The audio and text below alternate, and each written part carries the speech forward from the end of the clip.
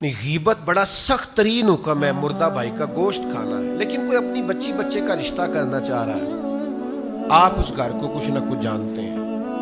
تو آپ سے کسی نے سوال کیا ہے کہ یار مجھے رائے دو، تو وہاں نہ کچھ لوگ کہتے ہیں میں کیوں برا بنوں، تو وہاں اگر آپ کے پاس کوئی درست اور حقیقی بات ہے تو آپ اس بات کو کر دیں،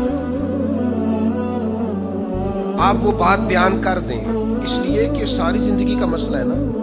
وقت گزارنا ہے نا۔ میں آپ کی خدمت میں ایک بات عرض کروں، آپ اپنے بچوں کو جائیدادیں بے شک تھوڑی بنا کے دیں، آپ ان کے لیے محلات اور بینک بیلنس بالکل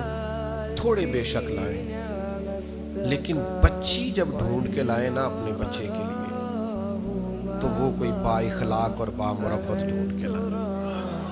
یہ ظلم اپنے بیٹے کے ساتھ نہ کریں، خدا را اس کا اخلاقی رویہ پوری نسل تباہ ہو جائے گی۔ یہ زندگی کا وہ والا رونا ہے جو لوگ رو نہیں سکتے۔ رشتہ عمدہ بہترین ڈھونڈ کے لاؤ، جب بچی کا رشتہ ڈھونڈو تو اس بچے کا اخلاق، کردار، انداز، گھر، لب و لہجہ، اٹھنا بیٹھنا ضرور دیکھو۔ آپ جتنا مرضی جہیز دے کے بیٹی کو بھیج دو، لیکن اگر شوہر بدتمیز ہے تو اس کی زندگی عذاب بن جائے گی۔ سنیں، کوئی مشورہ مانگے اس معاملے میں تو وہ غیبت نہیں ہے۔ حضرت فاطمہ بنت قیس رضی اللہ تعالیٰ عنہ کسی وجہ سے ان کی شکر رنجی ہو گئی اور حالات اتنے خراب ہوئے کہ طلاق ہو گئی۔ ان کو دو رشتے آئے، انہوں نے نبی پاک صلی اللہ تعالیٰ علیہ وسلم کی خدمت میں عرض کی، حضور اس آدمی کا اور اس آدمی کا میرے لیے رشتہ ہے، آپ کیا فرماتے ہیں؟ اللہ کے رسول سب سے زیادہ پردہ ڈالنے والے، حضور سب سے زیادہ مہربانی کرنے والے، غلاموں پر سب سے زیادہ مہربان ہے، لیکن یہاں حضور نے پردہ نہیں ڈالا، اس لیے کہ یہ غیبت نہیں۔ اللہ کے حبیب نے فرمایا وہ جس پہلے شخص کی آپ نے بات کیا وہ مفلس ہے،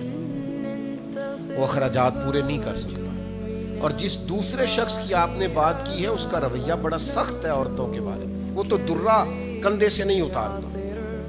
یہ ان دونوں شخصوں کے اندر بات پائی جاتی ہے، اشخاص کے اندر، باقی آپ دیکھ لیں۔ یعنی حضور علیہ السلام نے وہ جو ان کے اندر کمزوری تھی وہ کھول کے بیان کی، جو بشری تقاضا تھا اس کو کھول کر بیان کی، تو یہ غیبت